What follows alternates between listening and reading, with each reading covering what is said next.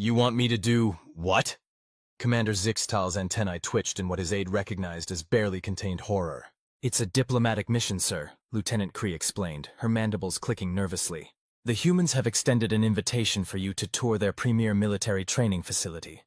The Galactic Council believes this would be an excellent opportunity to understand our newest allies better. Understand them better?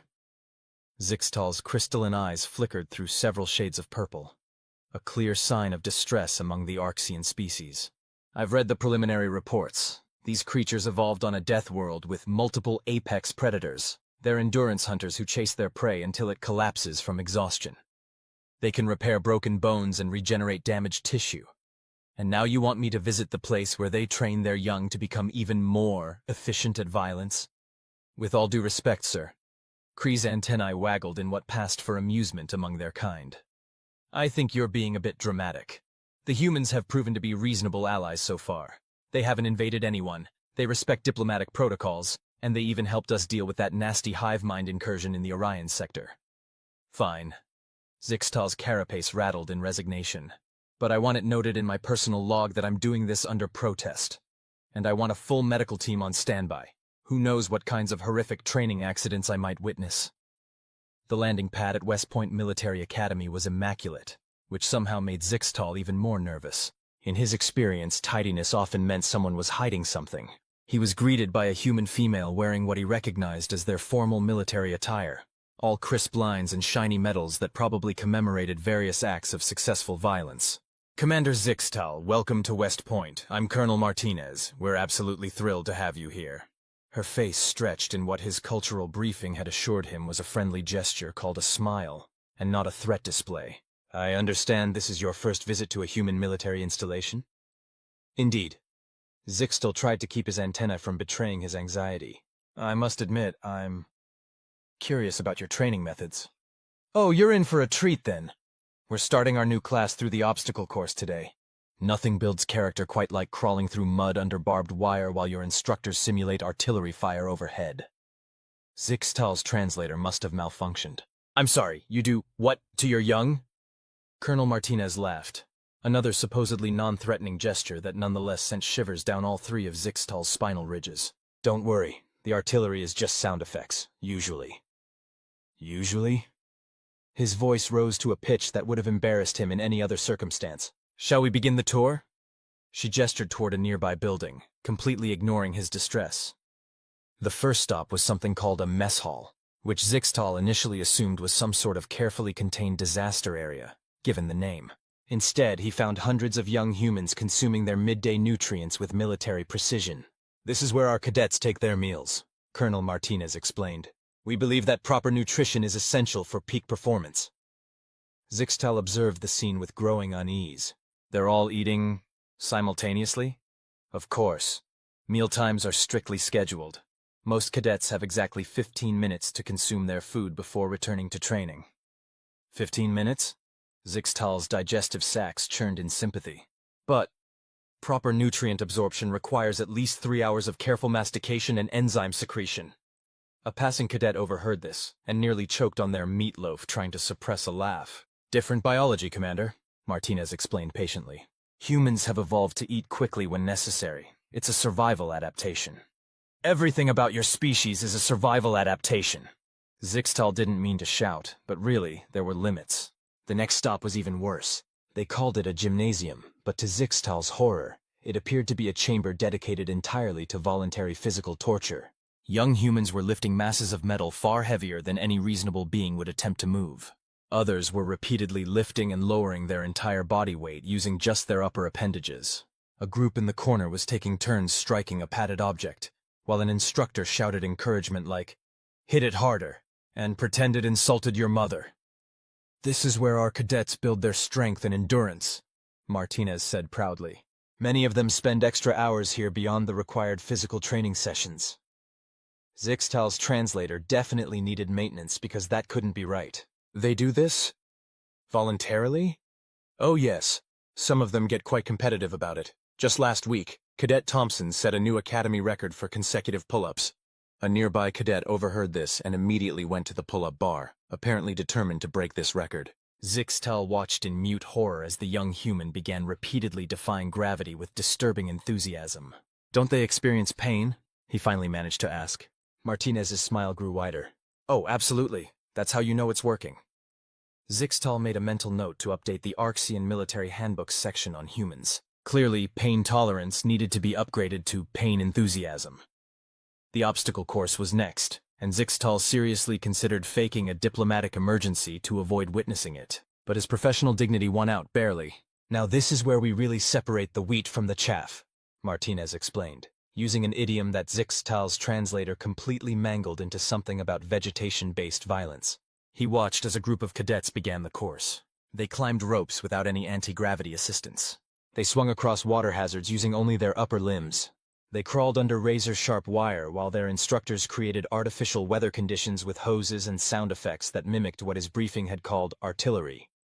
Is that cadet carrying another injured cadet?" Zixtal asked, his voice barely a whisper. "Oh no, they're fine. That's part of the training. Carrying a wounded companion while completing the course builds teamwork and strength." Zixtal's legs nearly gave out. "You make them do this while carrying additional mass?" "Of course. In real combat situations, you might need to evacuate a wounded comrade under fire. Better to practice now than learn on the battlefield, right?" The casual way she discussed potential combat scenarios made Zixtal's exoskeleton feel 2 sizes too small. The classroom portion of the tour should have been safer, Zixtal thought. How dangerous could simple knowledge transmission be? He was wrong. "This is our tactical planning class," Martinez explained as they observed a room full of cadets engaged in what appeared to be a complex simulation. They're working through a scenario involving multiple opposing forces, limited resources, and civilian populations in the combat zone. "That seems reasonable," Zixtal admitted cautiously. His own military training had involved similar exercises, although typically spread out over several solar cycles rather than compressed into a few Earth hours. Then he saw the timer counting down on the main display screen. Why are they rushing? Surely proper tactical analysis requires careful consideration. Martinez nodded approvingly. "Absolutely. But in real combat situations, you often need to make quick decisions with incomplete information. So we train our cadets to think fast under pressure. Watch. They only have 2 more minutes to develop their strategy, and then they'll have to present and defend it to the instructor." "Defend it?" Zixtal's antennae drooped. "You mean their instructor will critique their work?" "Oh, it's much more fun than that. Each team has to try to punch holes in the other team's strategies. Really helps them learn to think critically and defend their positions."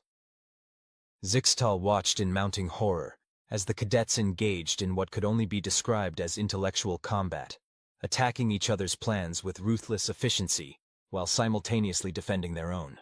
The instructor prowled between the teams, occasionally throwing in what she called scenario complications that forced the cadets to rapidly adapt their strategies. "Last week," Martinez continued cheerfully, "I threw in a surprise solar flare that knocked out all their communication systems.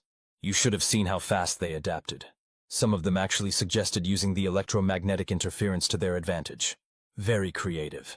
"Creative," Zixtal repeated weakly. "Yes, that's certainly one word for it." The day's horrors weren't over. Next came something called hand-to-hand combat training. Now we know that modern warfare rarely comes down to physical combat, Martinez explained as they watched pairs of cadets throwing each other around on padded mats. "But we believe it's important for our officers to understand the basics of close-quarter fighting. Builds confidence, you know?" Zixtal didn't know. He very much didn't want to know.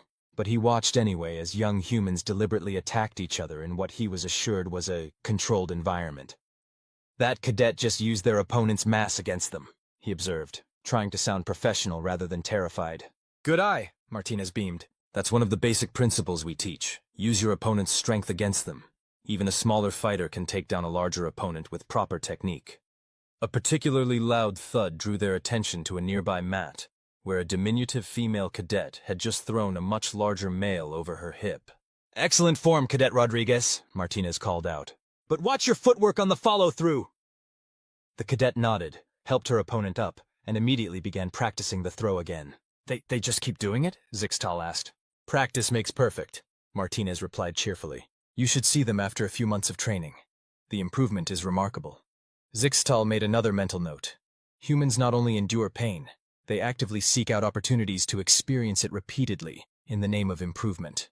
The day's tour concluded with a demonstration that nearly caused Zixtal to molt prematurely, something called a spirit rally. Hundreds of cadets gathered in an outdoor arena, chanting in unison and performing synchronized physical movements that Martinez assured him were traditional exercises, but looked suspiciously like battle preparations. "The army goes rolling along!" the cadets roared, their voices combining into a sound that Zixtal felt in all of his thoracic cavities. "This builds unit cohesion and morale," Martinez explained over the rhythmic chanting. "There's nothing quite like joining your voice with hundreds of your fellow cadets to really feel part of something bigger than yourself." Zixtal watched as the assembled humans began a series of coordinated movements that involved repeatedly lifting their bodies off the ground and returning to formation with perfect precision. "Are they practicing for low-gravity combat?" he asked nervously. Martinez laughed. "Those are just jumping jacks, standard calisthenics. Although," she added thoughtfully, "we do have a low-gravity combat training facility in the Advanced Warfare Center. Would you like to see it?" "No!" Zixtal's voice came out several octaves higher than intended. "I mean, perhaps another time. I believe I have seen quite enough for one day." Back on his ship, Zixtal spent several hours composing his report to the Galactic Council. His initial draft was mostly incoherent warnings about human pain tolerance and their disturbing enthusiasm for team-building exercises. After his 6th revision, he managed to produce something more diplomatic. To Galactic Council Security Committee, Human Military Training Observations, Distinguished Council Members. After conducting a thorough inspection of the human military training facility known as West Point, I must report that our previous assessments of human military capabilities were severely understated. The humans do not merely train their warriors. They systematically reconstruct them through a process that combines physical conditioning, tactical education, and psychological reinforcement that borders on the miraculous, or terrifying depending on one's perspective. Their training methods, while shocking by our standards, demonstrate an efficiency and effectiveness that cannot be ignored. They have somehow developed a system that not only preserves but actively enhances their species' natural resilience and adaptability. My recommendations are as follows. 1. Immediately upgrade human military capability assessments by at least 3 classification levels. 2. Maintain and strengthen current diplomatic relations. Under no circumstances should we risk military conflict. 3. Begin studying their training methods for possible adaptation to our own forces, with appropriate modifications for non-death world species, of course. R4. Consider mandatory psychiatric support for any diplomatic personnel assigned to observe human military activities. Personal addendum. I would like to request a brief sabbatical to recover from this experience. My exoskeleton needs time to stop vibrating. Respectfully submitted. Commander Zixtal, Arxian Defense Force. Lieutenant Kree found her commander in his quarters later that evening, still muttering about voluntary physical conditioning and enthusiasm for tactical challenges. "Was it really that bad, sir?" she asked. Zixtal's antennae waved in what might have been amusement or hysteria. At this point, even he wasn't sure which. "Lieutenant, I watched young humans voluntarily submit themselves to physical and mental challenges that would break most species. I saw them celebrate their successes by immediately attempting even more difficult tasks. I witnessed them treat pain as a learning tool rather than a warning system." He paused, his crystalline eyes shifting through several colors before settling on a deep, thoughtful blue. "But do you know what the truly terrifying part was, sir? They were having fun. All of them. The instructors, the cadets, even the maintenance staff. They've turned the systematic development of combat capabilities into something they actively enjoy, and they're producing warriors who are not just technically proficient but genuinely enthusiastic about pushing their limits." Kree's mandibles clicked thoughtfully. "So you think we should be worried?" "Worried? No." Zixtal's eyes shifted to a color his aide had never seen before. "I think we should be grateful they're on our side, and I think we should do everything in our power to keep them there." "Surely you're exaggerating a bit, sir. They can't be that impressive." Zixtal's antennae twitched. "Lieutenant, I watched a human cadet break their personal record for something called push-ups. And do you know what they did to celebrate?" "What, sir?" "They immediately attempted to break the new record. They treat achievement not as a goal, but as a baseline for further improvement. How do you defend against that kind of mindset?" "You don't, sir?" "Exactly." Zixtal's carapace rattled in what might have been a shudder or a laugh. "You don't. You just thank whatever cosmic force you believe in that they're more interested in joint training exercises than conquest, and you hope they never change their minds. The next morning, Commander Zixtal received a message from Colonel Martinez. Commander, thank you for visiting. We'd love to have you back for our advanced training demonstrations next month. We're doing joint operations with our Marine Corps colleagues. They have some fascinating approaches to amphibious combat that I think you'd find interesting. Let me know if you'd like to observe. Zixtal's antennae went completely flat against his head as he composed his response. Dear Colonel Martinez, thank you for your kind invitation. Unfortunately, I have just been assigned to a long-term diplomatic mission in the furthest possible corner of the galaxy. What an incredible coincidence of timing. Please extend my regrets to your Marines. I'm sure their amphibious combat techniques are fascinating, but I believe I should leave something to the imagination. Best regards, Commander Zixtal P.S. That cadet who was working on breaking the pull-up record, did they succeed? P.P.S. Never mind, don't tell me. I need to be able to sleep at night. As he sent the message, Zixtal made one final note in his personal log. Humans don't just survive. They don't just adapt. They actively seek out challenges, create artificial obstacles to overcome, and celebrate by looking for even greater challenges.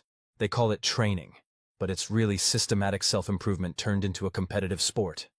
He paused, then added, in retrospect, perhaps the most terrifying thing isn't their training methods at all. It's the fact that what I witnessed was just their basic training facility. What must their advanced programs be like? 1 month later, during a routine Galactic Council security briefing, footage from a human sporting event called the Olympics was accidentally included in the military intelligence package. Commander Zixtal, who had been dozing off during the meeting, jerked awake at the sound of familiar human voices cheering. "What is this?" asked one of the council members, watching as humans performed seemingly impossible physical feats. "Oh no," Zixtal whispered, his antennae curling in recognition. "Those aren't military exercises." "Explain," demanded the council head. "Those are their recreational activities," Zixtal said, his voice hollow. "They do this for fun, for entertainment. This isn't even military training. This is what they do in their spare time." The council chamber erupted in confused chittering as they watched humans launching themselves over high bars, throwing themselves into complex aerial rotations, and lifting masses that should have been physically impossible for their body structure. "Are you saying," one council member asked slowly, "that humans engage in military-grade physical conditioning as a hobby?" "It gets worse," Zextal said, his carapace rattling slightly. "They compete in these events. They set records, then try to break them. They've turned physical excellence into a form of public entertainment. Their civilians train almost as intensively as their military personnel, just in different specialties." The footage switched to something called synchronized swimming, and several council members had to look away. "How are they breathing?" someone whispered in horror. "They're not," Zixtal replied. "Not during the underwater sequences. They've trained themselves to function without oxygen for extended periods, for artistic effect." The council head's appendages trembled slightly. "And this is normal? For humans?" "Oh yes," Zixtal said, his eyes cycling through various shades of disturbed purple. "They have entire channels dedicated to broadcasting these events. Children watch them and dream of competing. They have something called youth sports programs, where they start training their young in these disciplines before they even reach physical maturity." The silence in the council chamber was absolute. "I believe," the council head finally said, "that we should revisit our military alliance protocols with the humans, perhaps with an eye toward expanding them." "Already done," Zixtal said, pulling out a datapad. "I've drafted several proposals for joint training initiatives. Very carefully structured ones, with appropriate medical supervision and species-specific safety protocols. You seem unusually prepared for this discussion, Commander." Zixtal's antennae twitched. "Let's just say my recent experience at their military academy was enlightening. I believe it's in our best interest to learn what we can from them, while making absolutely certain they remain convinced of the benefits of peaceful cooperation. And if they don't, then we pray to whatever deities we believe in," Zixtal said grimly. "Because I've seen their training facilities, and I've seen their recreational activities, and honestly, I'm not sure which is more terrifying." Later that evening, Zixtal received another message from Colonel Martinez. Commander, thought you might be interested. Cadet Thompson not only broke the pull-up record, they've started a competition among the other cadets to see who can break it next. We've had to institute a new rule limiting record attempts to 3 per day per cadet to prevent overtraining. Humans, right? Never know when to quit! Also, those Marines I mentioned would love to show you their underwater combat training facility. They've developed some fascinating techniques for operating in high-pressure environments. Let me know if you change your mind about that visit. Zixtal stared at the message for a long moment before composing his reply. Dear Colonel Martinez, thank you for the update. I've just been named the Arxian Cultural Attaché to a newly discovered silicon-based civilization in the Carina Nebula. Would you believe they communicate entirely through crystalline resonance patterns? Simply fascinating. I expect this assignment will keep me occupied for the next several decades. Please congratulate Cadet Thompson on their achievement. The fact that you had to implement rules to prevent excessive achievement attempts is... well, it's the most human thing I've ever heard.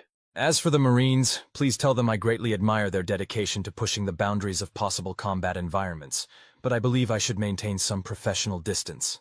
My exoskeleton still hasn't quite recovered from watching your basic training exercises. Best regards. Commander Zixtal. P.S. My medical team has suggested I avoid watching any human athletic competitions or training exercises for at least one standard solar cycle. Apparently my stress hormones are still at elevated levels. P.P.S. Is it true that you have civilians who run marathons? For fun? Actually, don't answer that. Some questions are better left unanswered. As he sent the message, Zixtal made one final addition to his personal log. The humans have a saying, "What doesn't kill you makes you stronger." I used to think this was just an odd cultural idiom. Now I understand it's their entire species' operating philosophy. They actively seek out activities that bring them to the edge of their capabilities, then push beyond those limits. And they consider this normal behavior. Most species evolve until they reach a comfortable survival threshold. Humans seem to have looked at the concept of survival of the fittest and decided it was a personal challenge. They're not content with merely surviving. They want to know exactly how much they can survive, then survive a little bit more, preferably while competing with others to see who can survive the most intensely. In conclusion, maintaining diplomatic relations with humans is vital to our continued existence as a species. Not because they're threatening or aggressive, but because if we ever had to compete with them, well, they've turned competition itself into both an art form and a science. End log. P.S. Note to self. Research human concept of ultramarathons. Actually, no. Some knowledge is too dangerous. In the years that followed, Commander Zixtal became known as one of the strongest advocates for human Arxian cooperation in the Galactic Council. He never did accept any more invitations to observe human training facilities, but he did develop a curious habit of flinching whenever anyone mentioned the word exercise in his presence. And if he occasionally woke up in a cold sweat remembering the sight of cadets voluntarily repeating physically demanding tasks while encouraging each other to try harder, well, that was between him and his therapist. The humans, for their part, remained pleasantly puzzled by the way other species reacted to their training methods. As Colonel Martinez often said, "We're just doing what comes naturally. It's not our fault if what comes naturally to us looks like intensive combat training to everyone else." And somewhere in the vast expanse of space, a young Arxian cadet was attempting their first pull-up, inspired by stories of the legendary Cadet Thompson. They didn't quite succeed, but they did something very human. They tried again. 5 years later, the Galactic Council's annual interspecies cultural exchange exhibition was in full swing when Commander Zixtal received an urgent message from Lieutenant Cree, who had since been promoted to Cultural Integration Officer. "Sir, we have a situation in Training Hall C," her message read. "It's about the human demonstration." Zixtal's antennae immediately flattened against his head. "Please tell me they're not doing another friendly competition demonstration," he subspaced back. "Worse, sir. They've started teaching other species their training methods. Modified for different physiologies, of course, but, well, you should probably see this yourself." 20 minutes later, Zixtal stood in the doorway of Training Hall C, his crystalline eyes cycling through various shades of disbelief. A human instructor, he recognized her as Colonel Martinez's daughter, now Captain Martinez, was leading a mixed group of aliens through something called a modified CrossFit session. "Remember?" Captain Martinez called out encouragingly. "This is just the beginner's class. We've adapted all the movements for your specific body structures. Excellent form, Ambassador Clothar. Those tentacles are perfect for rope climbs." The Hydrixian ambassador, whose species was normally known for their sedentary lifestyle and philosophical contemplation, was indeed using their tentacles to scale a training rope with surprising enthusiasm. "Captain," Zixtal managed to say, his voice only slightly strained. "What exactly is happening here?" "Commander Zixtal," she beamed at him. "Remember when you suggested studying our training methods for possible adaptation to other species? Well, some of the diplomatic corps got really interested in the concept. We started with simple mobility work, but they kept asking for more challenging exercises." "More challenging?" Zixtal watched as a galvanite, a species primarily composed of living crystal, carefully performed something called a burpee. Oh yes, it turns out that while most species didn't evolve on death worlds like Earth, they still have untapped physical potential. We just had to modify the training approaches to account for different biological structures and safety requirements. A floater, a gas-based life form that normally existed in a state of perpetual drift, was practicing rapid density changes in what Captain Martinez described as interval training. "They've all signed liability waivers," she added helpfully, noticing his distress. "And we have medical teams standing by, though we haven't needed them much. Turns out most species are a lot more resilient than they think when properly motivated." "Motivated by what?" Zixtal asked, though he wasn't sure he wanted to know the answer. "Competition, mostly. We started a leaderboard system." She gestured to a holoscreen where various species achievements were listed in categories like Most Improved, Best Team Spirit, and Most Creative Adaptation of Human Exercise. Is that the hive mind ambassador doing jumping jacks?" "Modified jumping jacks," Captain Martinez corrected. "They're synchronizing their drone bodies in three-dimensional patterns. Very impressive coordination. They're actually helping us develop new training protocols for zero-gravity environments." Zixtal watched as the hive mind's drone bodies moved in perfect unison, creating complex geometric patterns in the air. "They seem enthusiastic." "Oh, they're one of our best students. They said something about how physical conditioning creates interesting new neural patterns that enhance their collective consciousness. They've even started organizing their own training sessions back in their territory." Just then, a cheer went up from the group. The Hydrixian ambassador had reached the top of the rope climb and was now attempting to beat their previous descent time. "You know what the really interesting part is?" Captain Martinez said thoughtfully. "We're learning as much from them as they're learning from us. The floater's density training techniques have given us some fascinating insights into underwater combat mobility, and the crystalline's vibration-based exercises have revolutionary implications for physical therapy." "Physical therapy?" Zixtal's antennae perked up slightly. That sounded almost reasonable. "Oh yes, in fact we're developing a whole new program combining various species approaches to physical conditioning. We're calling it XenoFit. We'd love to have you try it out. We've specifically included some exercises designed for exoskeletal species." "Captain," Zixtal interrupted firmly, "I appreciate the invitation, but I believe I should maintain my role as an objective observer of these cultural exchanges." "Of course, Commander. But you might be interested to know that your Lieutenant Cree has been attending our advanced classes. She's actually helping us design new training protocols for arthropodoid species." Zixtal turned slowly to stare at his former aide, who was indeed demonstrating what appeared to be a modified plank position to a group of interested observers. "Cree?" he asked weakly. "Sir!" She waved several appendages cheerfully. "You really should try this. The core stabilization techniques have done wonders for my molting cycle." "I believe," Zixtal said carefully, "that I should go update my report to the Council. Clearly, our assessment of the situation needs revision." As he fled, tactically withdrew, from the training hall, he could hear Captain Martinez announcing the next activity. "All right, everyone, time for team-building exercises. Today we're doing interspecies relay races." That evening, Zixtal added one final note to his ever-growing report on human influence in the galaxy. "Most concerning development to date. Other species are starting to display human-like enthusiasm for self-improvement through voluntary physical stress. Have observed multiple instances of non-human species engaging in recreational exercise, setting personal achievement goals, and, most alarming, encouraging others to join them in these activities. Recommendation: consider establishing specialized diplomatic protocols for handling the spread of human fitness culture. Possibly classify motivation as a mimetic contagion." Personal note. Have received 17 separate invitations to various beginner-friendly workout sessions in the past week alone. Beginning to suspect this is cosmic revenge for all those times I claimed humans couldn't possibly get more terrifying. Final observation. Humans have not only survived on a death world, developed their capabilities beyond all reasonable expectations, and turned training into an art form. They've managed to make it look so appealing that other species are voluntarily adopting their methods. Evolution has much to answer for. End report. P.S. Lieutenant Cree has informed me that she's organizing an interspecies sports tournament next month. I have officially run out of distant nebulae to be suddenly assigned to. Lol. And somewhere in the vast expanse of space, a human physical education teacher smiled as they reviewed their latest assignment. Interspecies Olympic Committee Coordinator.